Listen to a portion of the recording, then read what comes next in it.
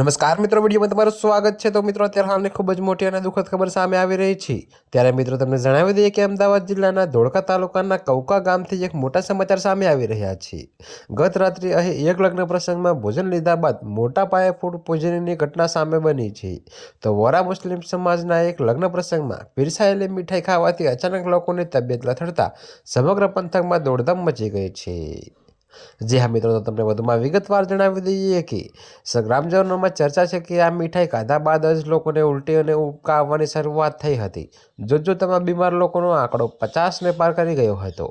તો પરિસ્થિતિ એટલી ગંભીર હતી કે તાત્કાલિક ધોળકા અને વટામણ સહિતના વિસ્તારોમાંથી 5 જેટલી 108 એમ્બ્યુલન્સ ઘટના સ્થળે બોલાવવી પડી હતી।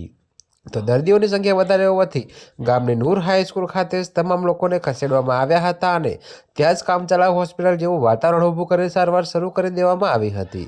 તો આરોગ્ય વિભાગની ટીમ દોડતી થઈ ગઈ હતી, જે પૈકી 5 લોકોની હાલત વધુ નાજુક જણાતા તેમને તાત્કાલિક ધોળકાની હોસ્પિટલમાં રિફર કરવામાં આવ્યા હતા।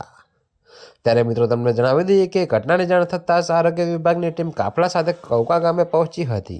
તો ફૂડ એન્ડ ડ્રગ્સ વિભાગ દ્વારા ખાણીપીણીના નમૂના લેવાની તજવીજ હાથ ધરવામાં આવી છે।